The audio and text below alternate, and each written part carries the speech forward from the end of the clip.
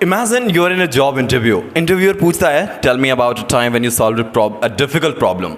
You're excited because you have a perfect story, but as you start to speak, you get stuck between I solved it or I solve it. Suddenly that confidence fades away. Don't worry, आप अकेले नहीं हैं। हम सभी को कभी न कभी टेंसेस के इस कंफ्यूजिंग जाल में फंस के खुद के वर्ड्स पे डाउट किया है, लेकिन आज हम इस कंफ्यूजन को हमेशा के लिए दूर करने वाले हैं और आपको देंगे कुछ ऐसे इंग्लिश ग्रामर हैक्स जिससे आप टेंसेस में होंगे मास्टर। तो बात करते हैं टेंसेस की। ये वो पार्ट है ग्रामर का जो सबसे ज़्यादा कंफ्यूजन क्रिएट करता है, लेकिन साथ में आपकी इंग्लिश को सबसे ज़्यादा पावर देता है। अब चलिए शुरू करते हैं और जानते हैं कुछ ऐसे ही हैक्स जिससे टेंसेस आपके लिए हो जाएंगे पीस ऑफ केक। अब देखिए, tenses are like engine of a car. आप पूरी सेंटेंस उसी पे डिपेंड करती है। आप जिस टेंस का यूज कर रहे हैं, सही टेंस का यूज आपके सेंटेंस को लॉजिकल और क्लियर बनाता है। जब आप टेंसेस का यूज करते हैं तो आप इफेक्टिवली कम्युनिकेट कर पाते हैं। एक्शन कब हुआ, हो रहा है, हो गया है, होने वाला है, ये या होने वाला है, ये सारी चीजें हमारा टेंस ही डिसाइड करता है। अब यही रीजन है कि टेंसेस को अच्छे से समझना बहुत जरूरी है। अब जानते हैं एक ऐसी ट्रिक जिससे टेंसेस याद रहना हो जाएगा super easy. Imagine tenses as timelines, past, present, future, और हर टाइमलाइन पे एक कीवर्ड अटैच करें। जैसे पास्ट के लिए did, past, did, past, did. Present के लिए do, does, do, does. Present के लिए डू, डज। और फ्यूचर के लिए विल, फ्यूचर के लिए विल, फ्यूचर के लिए विल। अब इन कीवर्ड्स के साथ आप सेंटेंसेस बना पाएंगे तो आपको कभी टेंसेस में प्रॉब्लम नहीं होगी। मैं बेसिक सेंटेंसेस की बात कर रहा हूं।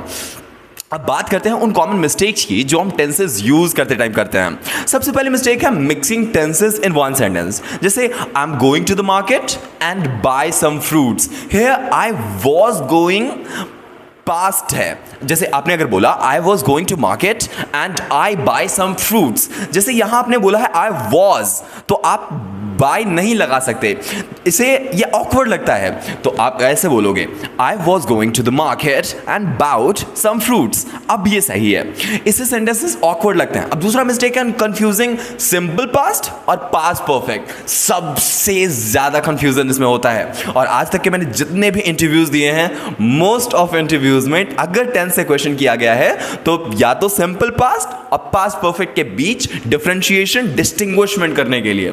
जैसे I did my homework before I went to bed, लेकिन अगर आप कहें I had done my homework before I went to bed तो ये भी सही है।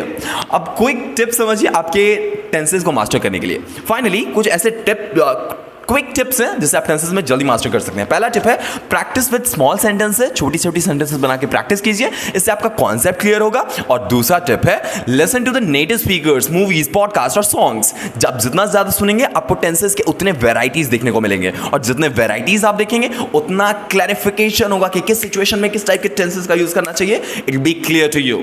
आप कंसिस्टेंट रिविजन और हर वीक अपने नॉलेज को रिवाइज करें और नए एग्जाम्पल के साथ प्रैक्टिस करें। So with these simple hacks tenses सीखना कभी नहीं होगा बोरिंग और ना ही कंफ्यूजिंग। प्रैक्टिस रेगुलर करें और देखिए आपकी इंग्लिश ग्रामर पहले से बहुत ज्यादा पावरफुल हो जाती है। Thank you so much, wish you a good day.